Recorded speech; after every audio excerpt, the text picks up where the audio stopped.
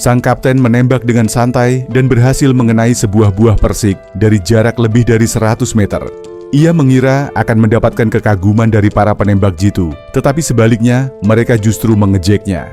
Mereka mencemoohnya karena menembak target yang diam, mengklaim bahwa mereka bisa melakukannya, bahkan dengan mata tertutup.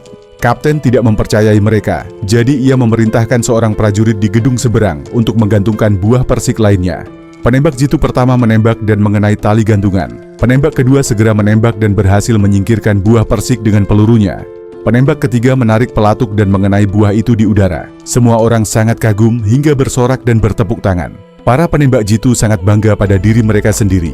Namun, seorang prajurit tua tetap bersikap acuh tak acuh dan berkata bahwa keterampilan mereka tidak terlalu mengesankan. Hal ini membuat para penembak jitu sangat kesal, karena mereka adalah yang terbaik, dipilih dari lebih dari 800.000 prajurit di Angkatan Darat. Salah satu dari mereka yang marah menyerahkan senjatanya kepada prajurit tua itu dan menantangnya untuk menembak.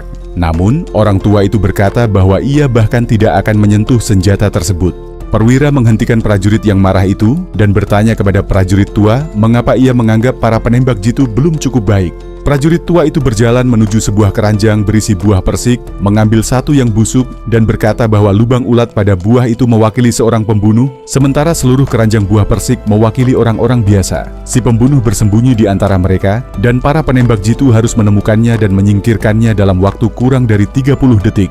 Para penembak jitu mengira tugas itu akan mudah. Tetapi, ketika prajurit tua itu menumpahkan seluruh isi keranjang ke tangga, mereka pun panik. Semua buah persik tampak persis sama. Bahkan ketika hanya tersisa beberapa detik, mereka masih belum menemukan buah persik yang busuk. Tiba-tiba, seorang prajurit melihat sebuah buah persik yang sebagian tersembunyi dan menyadari bahwa itu pasti yang busuk. Saat waktu hampir habis, dua dari mereka menembak, tetapi malah mengenai buah persik yang baik di kedua sisi. Tembakan terakhir menghancurkan buah persik yang busuk yang sebagian tersembunyi itu. Namun, ketika waktu habis, prajurit tua itu mengeluarkan buah persik busuk yang sebenarnya dari sakunya. Ternyata ia telah menyembunyikannya sejak awal. Itu berarti si pembunuh telah lolos. Para penembak jitu telah melukai dua orang tak bersalah dan membunuh satu. Misi mereka telah gagal. Barulah saat itu para penembak jitu menyadari kesalahan mereka.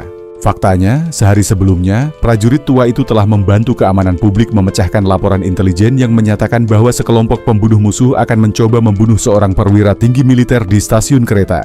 Pada hari itu juga, militer telah mengirim 3 penembak jitu untuk melindungi pemimpin tersebut. Ketiganya memang terampil, tetapi mereka masih jauh dari mampu menandingi kelompok pembunuh itu. Prajurit tua itu tidak ingin mereka mati sia-sia, jadi ia menggunakan keranjang buah persik untuk menguji mereka dengan harapan mereka akan menjadi lebih berhati-hati.